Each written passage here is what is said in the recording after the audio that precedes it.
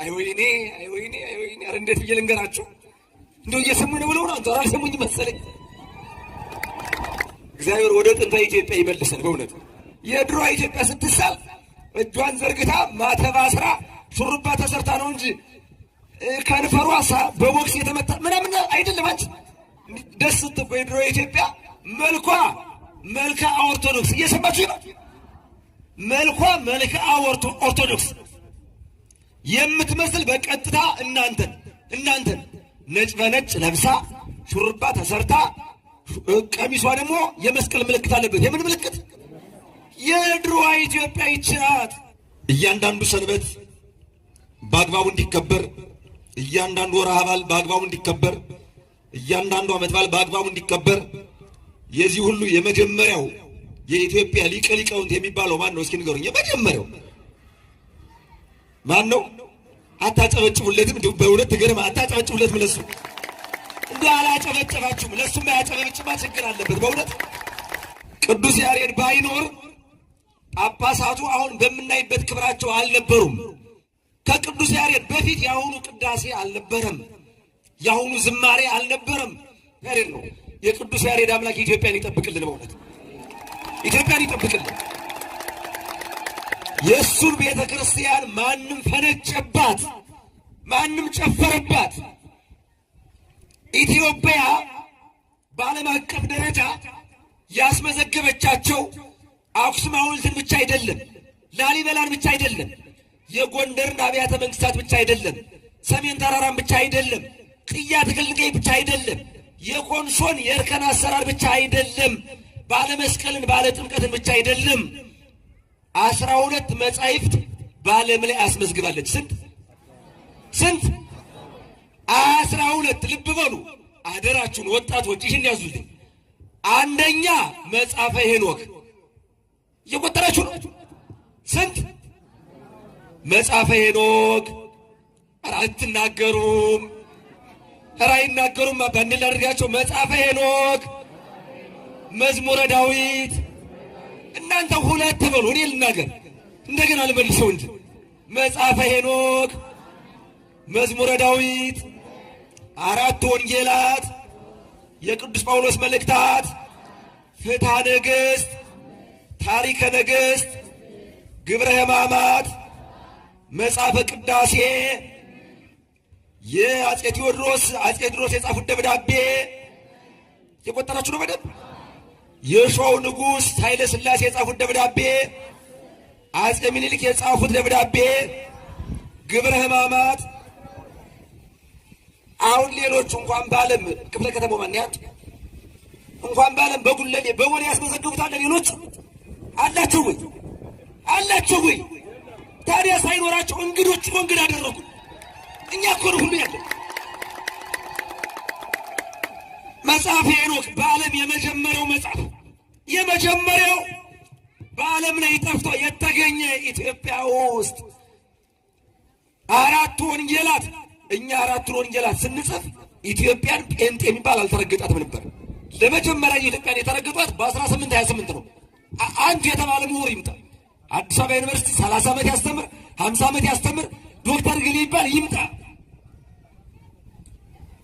የቅዱስ ጳውሎስ መልእክት በ14ኛው የዛሬ 600 ዓመት ነው የተጻፈ። እኛ የጻፍነው በብራና።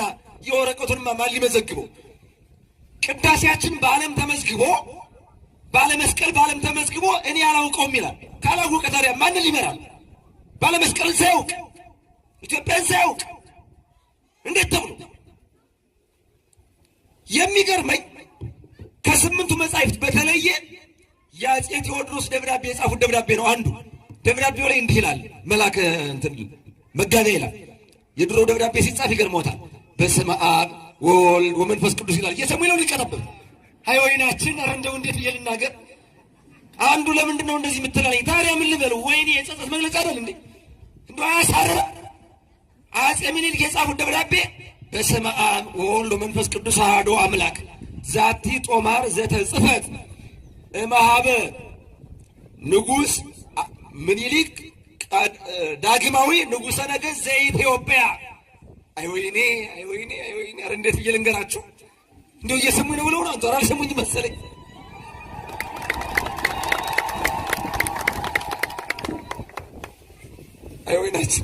እግዚአብሔር ወደ ጥንታ ኢትዮጵያ ይመልሰን። በእውነት ይመልሰን። አይመልሰን?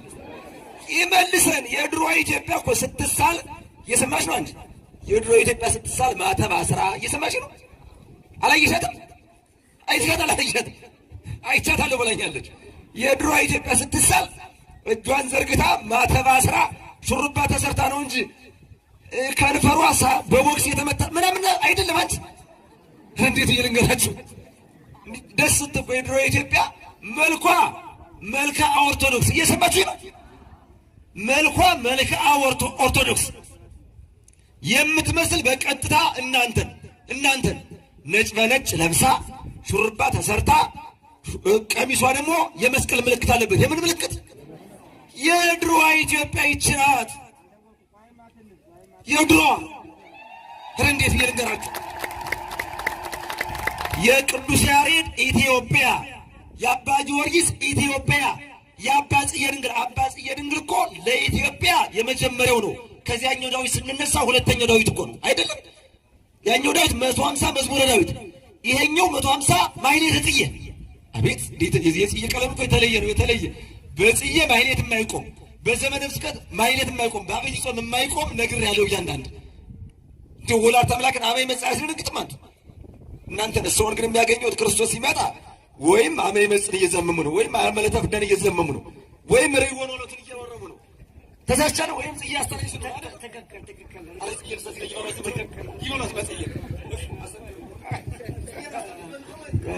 የእግዚአብሔር ልጆች ደስ ይበላችሁ። እስኪ በደንብ ደስታቸው ይልጎላችሁ።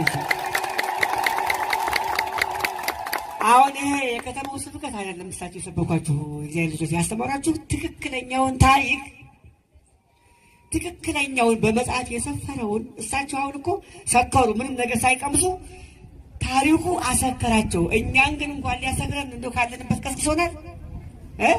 እውነቴን ነው የምላችሁ። እስኪ ለእሳቸው በደንብ ደግማቸው አመስግኗቸው።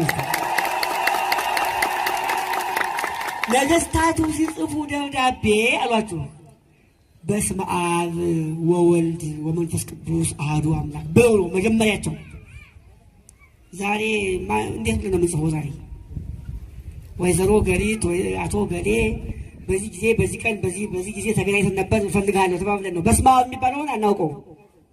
ስለዚህ አሁን መልአከ ታቦር ታላቁ ሊቅ በላይ መጻሕፍትን ከሀ እስከ ፐ ከመጀመሪያው ቀዳሚው ቃል ውእቱ ቃል ብለው እስከ መጨረሻው ድረስ በዚህ ቅጠታቸው ያሰፈሩት ያ ታሪክ። አሁን እኮ ምዕራፍ ቁጥር ሌላ ጠቅሰው ማስተማር አቅቷቸው አይደለም ይህን ታሪክ የነገሯቸው እሳቸው። ይህን ታሪክ ግን ለእኛ የሚነግረን ሰው የለም። ነግሮን የሚያውቁት አለ ከዚህ በፊት አለ።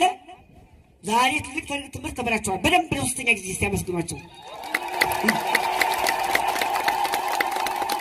እና ደስ ይላል። ወደ እሳቸው ልመልሳችሁ። እሳቸው ታላቅ ብዙ ጊዜ በአስተዳደር የቆዩ በወንበር የቆዩ እንግዲህ በወንበር የቆየ ሰው በወንበር ማለት በስልጣን ላይ አይደለም። እግዚአብሔር ልጆች ወንበር የሚታወቀው በስልጣን ደረጃ ስለሆነ ብዬ ነው። ወንበር ማለት በዚህ በቤተ ክርስቲያኗ ትርጉም አሰጣጥ መምህራን ሲያስተምሩ የቆዩት መምህራን ለነሱ የሚሰጥ ክብር ነው። ደግሞ የሚገርማችሁ ነገር በወንበር ላይ አይደለም ተቀምጠን ስናስተምር የቆየ ነው። እኛ ወንበር የለም ድንጋይ ነበር መቀመጫው የእግዚአብሔር ልጆች። ድንጋዩን ግን በወንበር ተቆጥሮ ወንበር ተብሎ ይሰጣል። ቅድም ድንጋዩም ዳኛ ነው ዳኛውም ድንጋይ ብሎ አንሳቸው እና ደስ ይበላችሁ። ዛሬ ትልቅ ታሪክ ተምራችኋል። ይምጡ በረከታውን ትምህርት ሊባችሁ ስናኔ መጨረሻ ወረባለ ያው ድምፃቸውን ስለሰማችሁት ብዬ ነው። ንግባኤኪ በጥንተ ነገር እኔ በሉ እችን አደራችሁን በደንብ ያዙ። እኔ ሁልጊዜ እታመናለሁ። እስኪ ድገሙት። እኔ ሁልጊዜ እታመናለሁ። ሃይማኖተ አበው ምዕራፍ 85 ቁጥር 39 ሊቁ ቅዱስ ሳዊሮስ ደብዳቤውን የጻፈው ለንጉሥ አንሰ እተአመን ዘልፈ እኔ ሁልጊዜ እታመናለሁ። ወይክህድ ግሙራ ዘጸሐፍክዎ የጻፍኩትን ፈጽሞ አልክድም። ወይክል መኑሄ ያስምሮ ለልቤ ከመ እካድ ሃይማኖቴ ማንም በገንዘብም ቢሆን በስልጣንም ቢሆን በወገንም ቢሆን ቦታ ሰጣለሁ ብሎ ቢሆን ልቤን ሊያታልለውና ሊለውጠው አይችልም። እመኒ አፍርሁኒ በስደት ውስተ መካናት ርሑቃት፣ ወደ ሩቅ ቦታ በማሳደድ ቢያስፈራሩኝም ቢያስደነግጡኝም ይህ የተወለድክበት ቦታ አይደለም፣ ውጣ፣ ካልወጣህ እንገድልሃለን፣ ካልወጣህ አንገትህን እንቆርጠዋለን፣ ቤትህን ንብረትህን እናቃጥለዋለን ቢሉኝም እኔ ሁልጊዜ እታመናለሁ። በአንጾኪያ እታመናለሁ፣ በቁስጥንጥንያ እታመናለሁ፣ በሮም እታመናለሁ፣ በኢየሩሳሌም እታመናለሁ፣ በእስክንድርያ እታመናለሁ፣ በክርስቲያን ሀገር እታመናለሁ፣ በብሔረ አሕዛብም ሳልፈራ እታመናለሁ። ወመኒ ወደ ይሁኒ ውስተ እሳት፣ እንደ 3 ደቂቅ ወደ እሳት ጉድጓድ ቢጥሉኝ ቢወረውሩኝ ሁልጊዜ እታመናለሁ፣ አልክድም። ወመኒ ገደፉኒ ለአናብስት፣ እንደ ዳንኤል ለአንበሶች ቢጥሉኝ ቢወረውሩኝ ሁልጊዜ እታመናለሁ። ወመኒ አስጠሙኒ ውስተ ባሕር፣ ወደ ባሕር ቢወረውሩኝ አሁንም እታመናለሁ። ወመኒ መተሩ አባላቴ እመለያልየ፣ አዝቃዝቄም ቢቆርጡኝ እንደ ቶማስ ዘመራስ። ቶማስ ዘመራስ 22 ዓመት ታስሯል። ሃይማኖቱን ለማስለወጥ ለማስካድ ሙሉ ታሪኩን 24 አለ። በየቀኑ እየሄዱ አንድ ቀን እዚህ ላይ ይቆርጡታል፣ ይህ ሲንን እዚህ ላይ ይቆርጡታል። እንዲህ እያሉ 22 ዓመት ሙሉ አፍንጫውን ቆረጡት፣ ከንፈሩን ቆረጡት፣ እጣቶቹን ቆረጡ፣ ክንዱን ቆረጡ፣ የእግሮቹን እጣቶች ቆረጡ፣ ጉልበቱ ላይ ቆረጡት፣ ከፍ ላይ ከላይ ቆረጡት። አጠቃላይ አሁን እንግዲህ አስቡት፣ አፍንጫው ተቆርጧል፣ ጆሮ ተቆርጧል፣ ከንፈሩ ተቆርጧል፣ እጁ ተቆርጧል። ነገር ግን በአህያ ተጭኖ ወንጌልን ያስተምር ነበር። መጨረሻ ላይም ራሱ በሰለስቱ ምዕት ጉባኤ ቅዱስ ቆስጠንጢኖስ ያ ታላቁ ንጉሥ ቆስጠንጢኖስ መስቀል ከያዙት አባቶች ይልቅ ሄዶ የተሳለመው እሱን እጅ እኮ ነው። የተሳለመው እሱን እጅ። እንደሱ እንኳን አስቃጥቄም ቢቆርጡኝ ሁልጊዜ እታመናለሁ፣ ወደ ኋላ አልልም።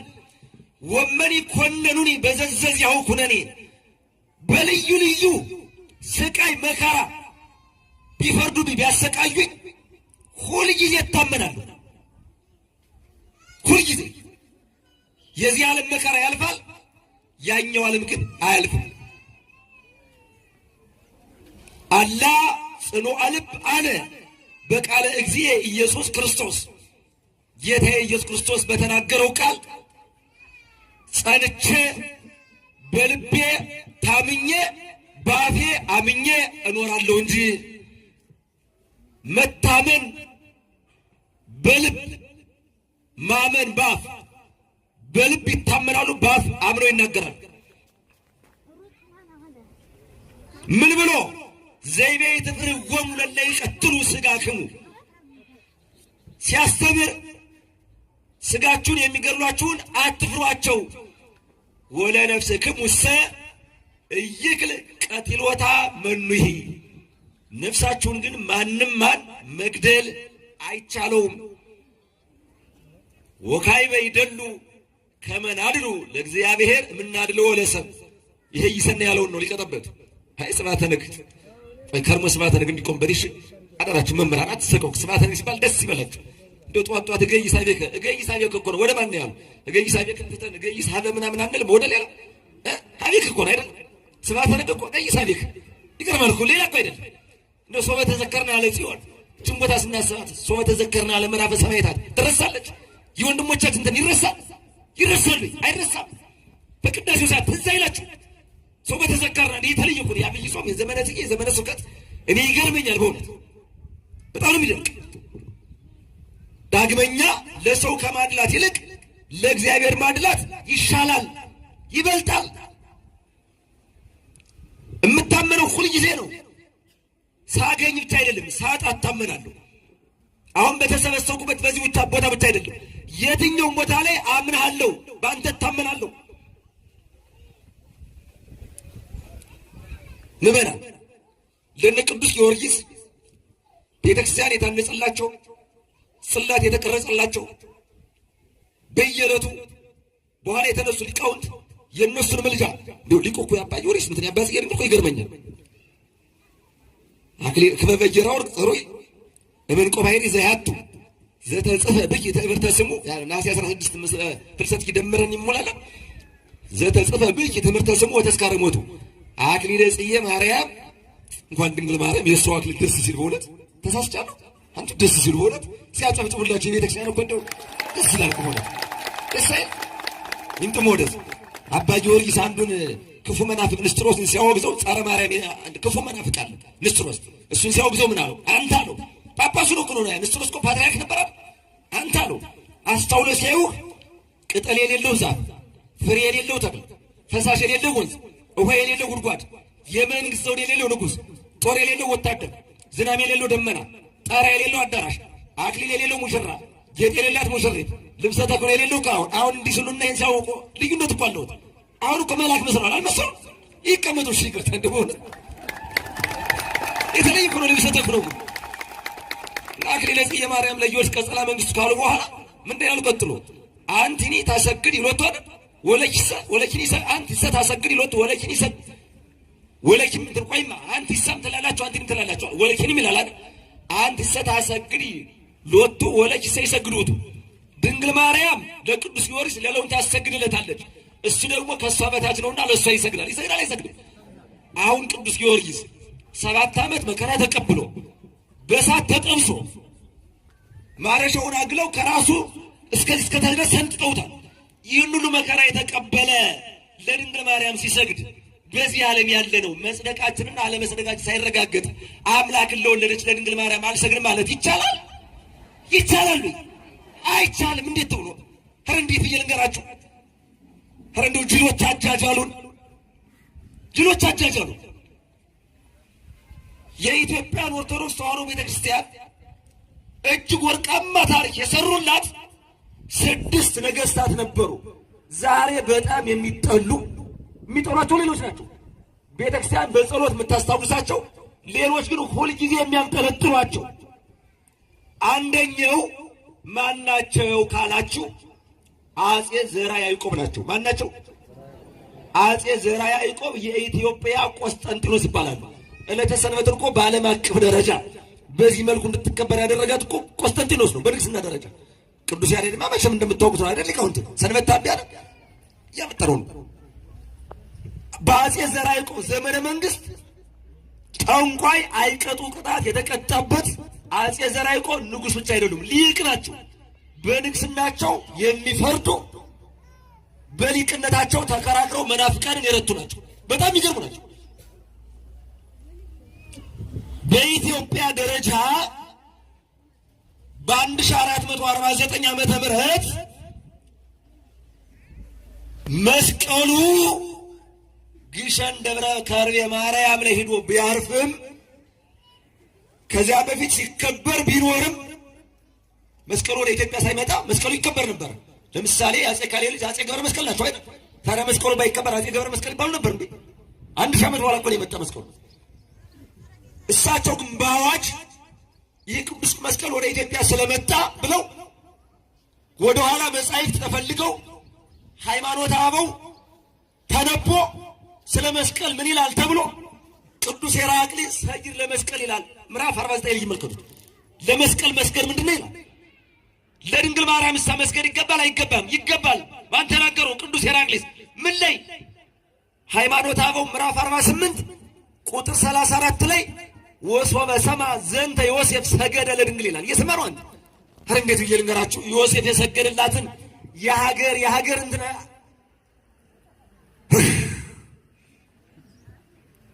ዛሬ ተሐድሶ መናፍቃን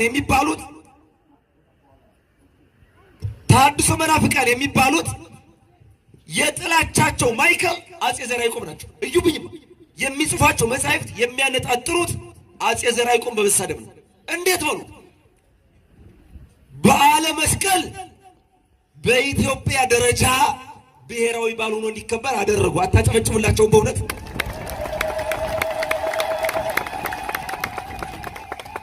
የእመቤታችን ተአምረ ማርያም ከሰኞ እስከ ቅዳሜ በቅድስና በማሕሌት እሑድ በአውደ ምሕረት ለሕዝበ ክርስቲያኑ እንዲነበብ አደረጉ። አታጨበጭቡላቸው?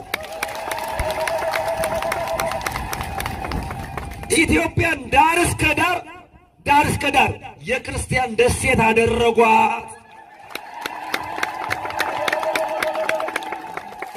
ፍትህ አዳሉምና በሌላው ላይ የፈረዱትን በልጃቸውም ላይ ጥፋት ሲያጠፋ ሌሎቹ ንጉሥን ፈርተው በሌላ ሰው ላይ ሞት ፈረዱ። በእሳቸው ልጅ ላይ ግን ጥፋቱ እኩል ነው፣ ሳይፈርዱ ቀሩ ነው። ፍትህ እኩል ነው። የተቀመጥኩበት ወንበር የእግዚአብሔር ነው እንጂ የኔ አይደለም። እግዚኦ ኩነኔ ሀቦ ለንጉሥ ይላል አይደል? የኔ አይደለም ብለው በልጃቸው ላይና በሌላው ላይ እኩል ፍርድ ፈርደዋል። እኩል ማለት ነው፣ እኩል። በጣም ይገርም ነው። አስቡት።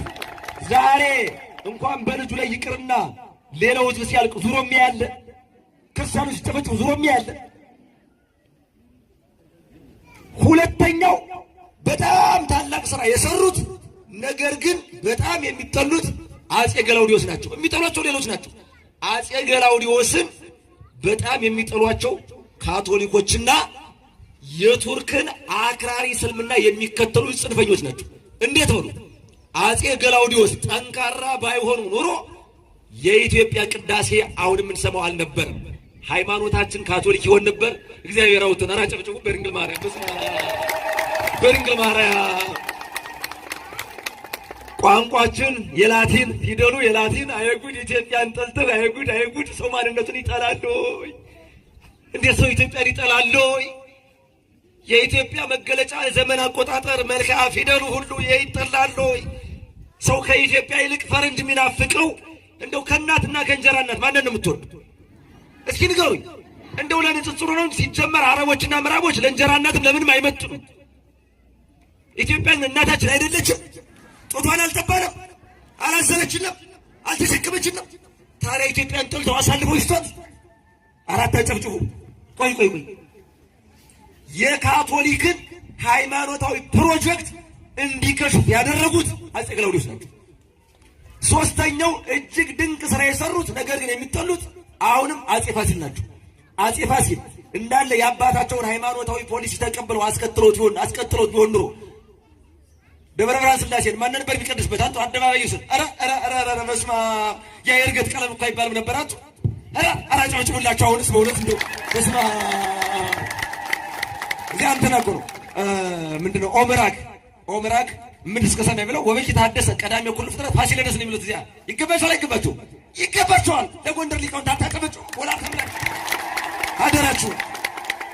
እኔ አዳላህ እንዳትሉኝ። አረ እንደው የማይረሱ ነገር ስላለብኝ ነው። ኢትዮጵያ አንቺን ምረሳሽ ቀኝ እጄ ትርሳኝ ብሎ ተብሏል ይባላል። ኢትዮጵያ ተጠብቃ የምትኖረው በምን ነው? አረ ተጠብቃ የምትኖረው በትግራይ ሰዓታት፣ በጎንደር ማህሌት፣ በጎጃም ዳዊት፣ በሸዋ ምጽዋት፣ በጉራጌ መስዋዕት ነው ተባለው። አይገርሞት? እንዴት የትግራይ ሰዓታት 365 ቀን ማታ ነው የሚቆም። እየሰማነው ማታ ወገባቸውን መነኩሳቱ ጠበቅ አድርገው ንይ ሲሉ እንዲህ መቅመድመድ ነው። ቀጥ ያ የ80 ዓመት ሽማግሌ ቀጥ እኮ ነው አይደለም? እዚህ አስቀድስ ቀን እንዲህ ተቀመጡ። ወንበሩን ተሰራላችሁ በእናንተ ተፈረዱ።